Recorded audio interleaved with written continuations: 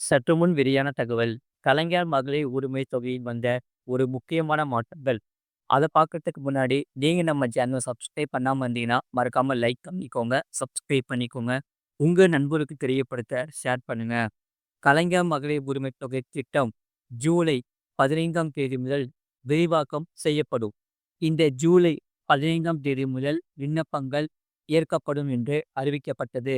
இந்த திட்டம் விரிவாக்கம் செய்யப்பட உள்ள நிலையில், இந்த திட்டத்தில் எளிதாக இணைவதற்கு விண்ணப்பதாரர்கள் கவனத்தில் கொள்ள வேண்டிய முக்கிய விதிகள் மற்றும் விஷயங்கள் குறித்து இங்கே காணலாம். இப்பொழுது இந்த கலைஞர் மகளிர் உரிமை தொகை யாருக்கு கிடைக்கும் என்று இங்கே பார்ப்போம். ஒரே வீட்டில் 2 பெண்கள் இருந்தால் அவர்கள் இருவருமே ரூபாய் 1000 உரிமை தொகைக்கு விண்ணப்பிக்கலாமா என்ற கேள்வி பலருக்கும் எழுகிறது. இது குறித்து தமிழக அரசு வகுத்துள்ள விதிகள் என்ன சொல்கிறது என்பதை இங்கே பார்ப்போம். கலைஞர் மகளிர் உரிமை தொகை திட்டம் விரைவில் விரிவாக்கம் செய்யப்பட உள்ளதால் பலரும் தங்கள் ரேஷன் கார்டுகளில் தேவையான மாற்றங்களை செய்ய தொடங்கி உள்ளனர். இதற்காக உதாரணமாக சொல்லப்போனால், ஒரு வீட்டில் பாட்டி ஒருவர் இருந்து அவர் பென்ஷன் பெற்று வந்தால் வீட்டில் உள்ள மருமகனுக்கு மகளிர் உரிமை தொகை கிடைக்காமல் போய்விடுமோ என்ற அச்சம் சிலருக்கு ஏற்படலாம். இதன் காரணமாக பலர் தங்கள் வீடுகளில் உள்ள பாட்டிகளின் பெயர்களை ரேஷன் கார்டிலிருந்து நீக்க தொடங்கியுள்ளனர்.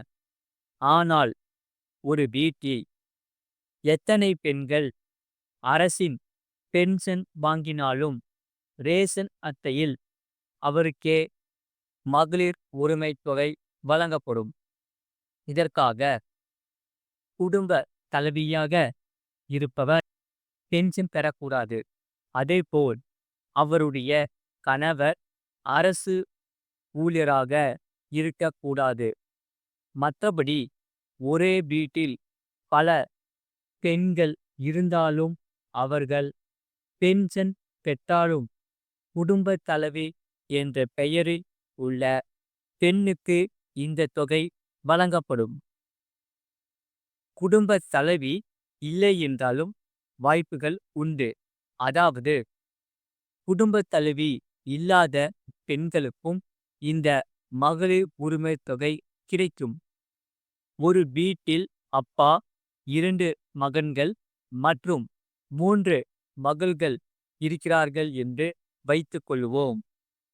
யாருக்கும் திருமணம் ஆகவில்லை, அம்மா உயிரோடு இல்லை என்றால் வீட்டில் உள்ள 21 வயது நிரம்பிய மூத்த பெண்ணுக்கு பணம் வழங்கப்படும். அவர் குடும்ப தலைவி இல்லை என்றாலும் மகளிர் உரிமை தொகை மூலம் பணம் வழங்கப்படும் என்று தமிழக அரசு அறிவுறுத்தியுள்ளது. இதனால் விண்ணப்பங்கள் பரிசீலிக்கப்பட்டு அவர்கள் தகுதியானவராக இருந்தால் விண்ணப்பம் ஏற்றுக்கொள்ளப்படும். இதன் மூலம் ஏற்கனவே நிராகரிக்கப்பட்டவர்களுக்கும் வாய்ப்பு வழங்கப்படும் என்று தெரிவிக்கப்பட்டுள்ளது. விவாகரத்து பெற்றவர்கள் தனி ரேஷன் கார்டு வைத்திருந்தால் அவர்களுக்கும் மகளிர் உரிமை தொகை கண்டிப்பாக கிடைக்கும். இதனால் கடந்த முறை ஒரு சில ஆவணங்கள் சரியாக இல்லாத காரணத்தினால் பல பெண்களுக்கு பணம் வழங்கப்படவில்லை. மேலும் அரசின் வேறு நிதி உதவிகளை வங்கியில் பெற்று வரும் பெண்களுக்கும் இந்த திட்டத்தில் இப்போதே அல்லது எதிர்காலத்திலோ வாய்ப்பு வழங்கப்படலாம் என்று கூறப்படுகிறது. இதனால் ஆவணங்கள் சரியில்லாத பெண்கள் கடந்த சில மாதங்களில் திருமணம் ஆகி குடும்ப தலைவியான பெண்கள் ரூபாய் 1000 உதவித்தொகை பெறுவதற்கு விண்ணப்பிக்கலாம். கடந்த முறை விரிவாக்கத்தின் போது புதிதாக ரேஷன் கார்டு வாங்கிய பலரின் விண்ணப்பங்கள் நிராகரிக்கப்பட்டன. ரூபாய் 1000 பணம் பெறுவதற்காகவே இவர்கள் புதிதாக ரேஷன் கார்டு பெறுகிறார்கள் என்று காரணம் கூறி அவர்களின் விண்ணப்பங்கள் நிராகரிக்கப்பட்டன. ஆனால் இந்த முறை புதிதாக ரேஷன் கார்டு பெற்றவர்களுக்கும் வாய்ப்பு வழங்கப்படும் என்பது குறிப்பிடத்தக்கது.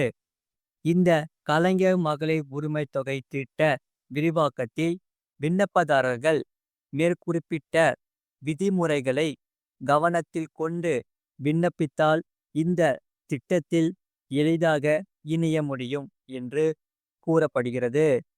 அது மட்டும் இல்லாமல், அதாவது சொந்த தொழில் தொடங்க ரூபாய் 10 லட்சம் கடன் தரும் அரசு எப்படி பெறுவது என்று இங்கே பார்ப்போம்.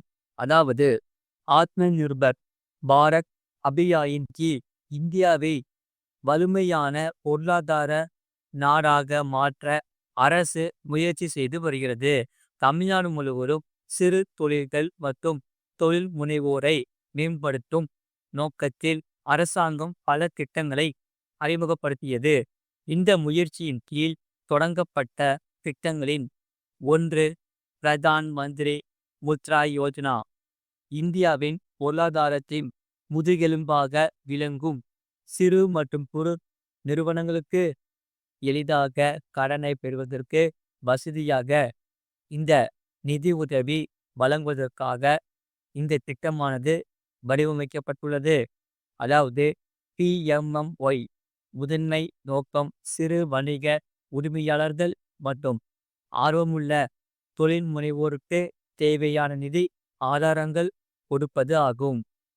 இதன் மூலம் புதிய தொழில் முனைவோரையும் வேலைவாய்ப்பையும் உருவாக்க முடியும்.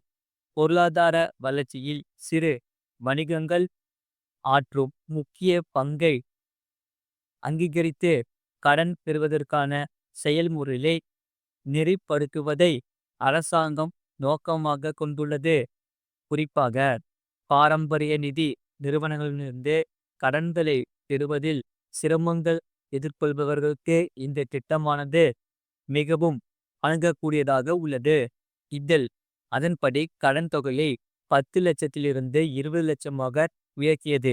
இந்த முடிவு நிதி அமைச்சகத்தால் தெரிவிக்கப்பட்டுள்ளது. இதனால் இந்த திட்டத்திற்கு 18 வயது மற்றும் அதற்கு மேற்பட்ட இந்திய குடிமக்களுக்கு மட்டுமே கிடைக்கும் என்பது குறிப்பிடத்தக்கது. இதனால் இந்த PMMY திட்டம் பல்வேறு வகையான சிறு வணிகர்கள் மற்றும் தொழில் முனைவோர்களுக்கு உதவுகிறது. அரசாங்கத்தின் சொந்தமான வங்கிகள், தனியார் துறை வங்கிகள், பிராந்திய கிராமப்புற வங்கிகள், சிறுநிதி வங்கிகள் மற்றும் வங்கி அல்லாத நிதி நிறுவனங்கள் உட்பட பல்வேறு வங்கி வழிகள் மூலம் கடன்களை வழங்குகிறது. இது போன்ற செய்திகளை உடனுக்குடன் அறிந்து கொள்ள மறக்காம சேனலை சப்ஸ்கிரைப் செய்யுங்கள். மற்றவர்களுக்கு தெரியப்படுத்த ஷேர் செய்யுங்கள்.